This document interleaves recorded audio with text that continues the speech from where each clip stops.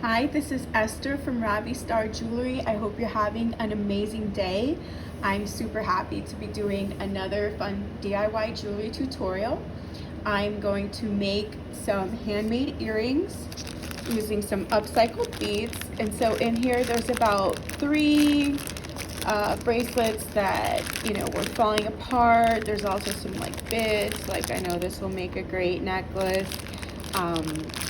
So this is one of the things I do. I kind of mix beads around from different places. Now, of course, it's very fun to use the original patterns that are on the beads before they break. You'll make a wonderful new piece of jewelry, but sometimes it's fun to mix it up too. There's some weird thing in here. Does anybody recognize? I swear it's like, it looks to me like a scarf for Barbie, but these are like really beautiful. They make great spacers. So a lot of good stuff in this little bag. A lot can be done with it.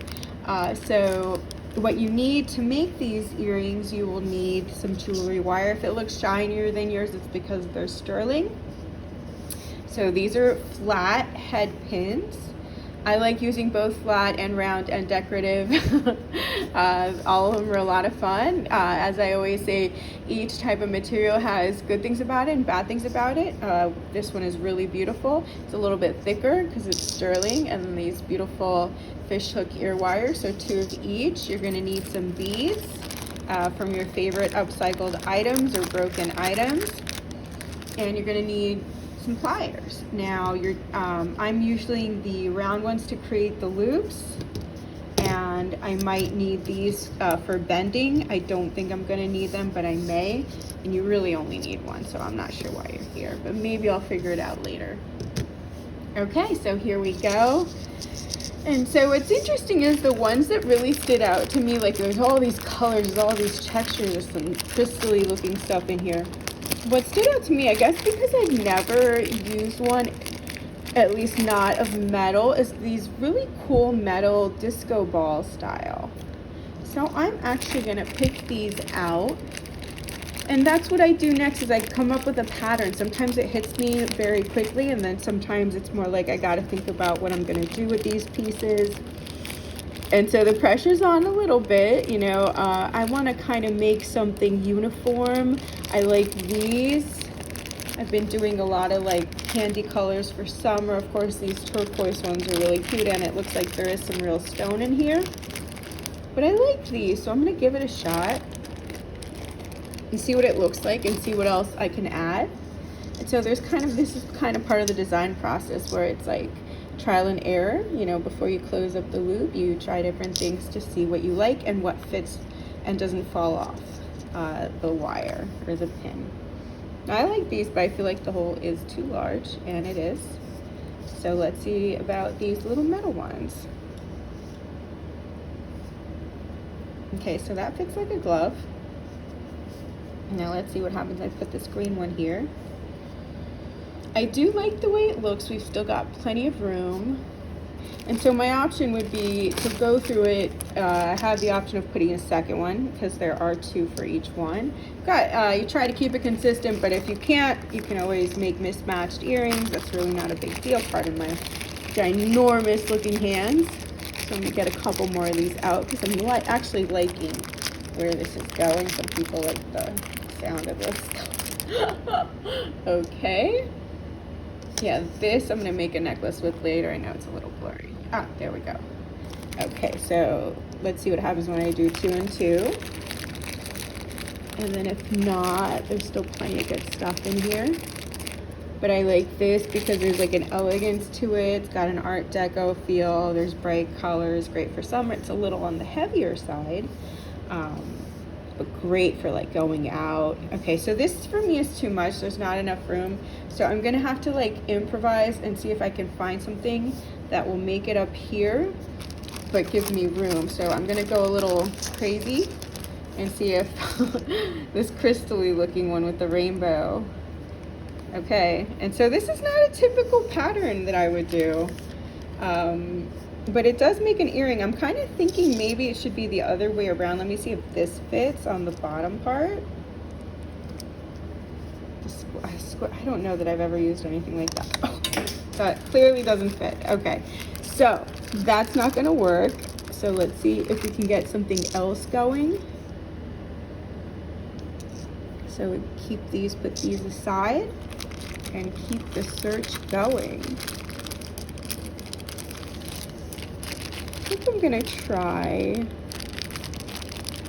a couple of these. Let's see how I feel about that. So one, this one, and then there's like the elephant of the room, which is which other bead. So I think, let's see this. Okay, it's not, again, not what I would typically go for, and there's really very little room here. So I'm gonna see if maybe a slightly different combination I'll feel more comfortable with, because that one has a really big hole.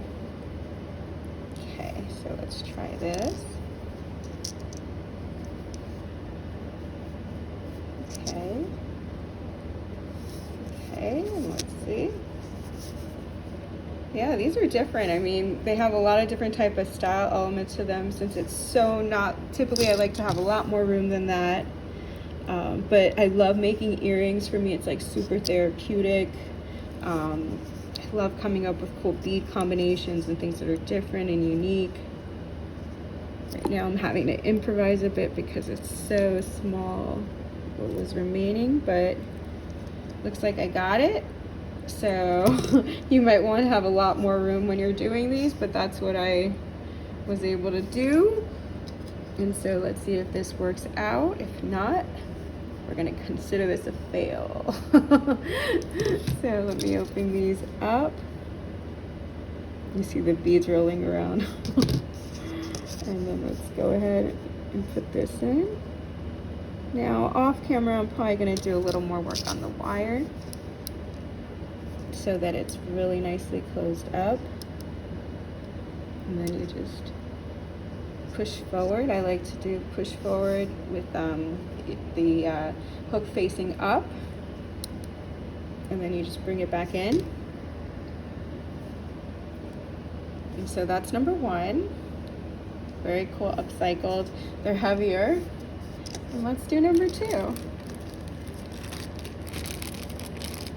With the bead that flew all the way over here, sure. Why not? So the second one. Second verse, same as the first. You know, you aim for making them as close as possible in size and shape and everything. But again, there's room for error. You know, they don't have to be super perfect to look good.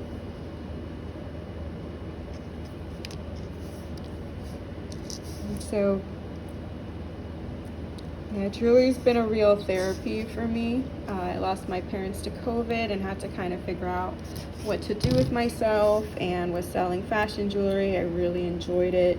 And then, you know, I really thought maybe I could make jewelry too, but I wasn't really secure about it. And then I had a good friend come visit me in the winter from Ohio, and she was like, it's super easy. She showed me how easy it was, and for her, because she had many years of experience. And you know, I'm at about a year and a half of experience, maybe a little less than that.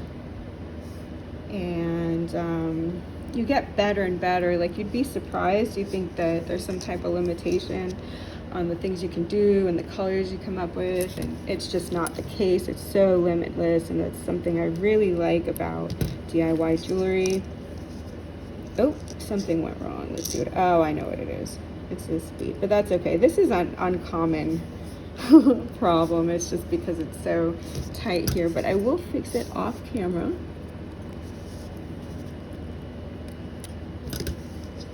And so for now, we're gonna just pretend this one's fine, but I know that it's not. And no pressure, but I've only got a few seconds remaining. So I hope you've enjoyed this chat. Don't forget to like, follow, share, subscribe.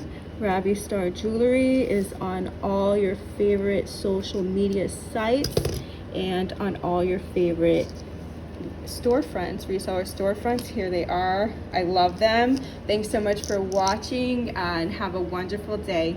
Bye.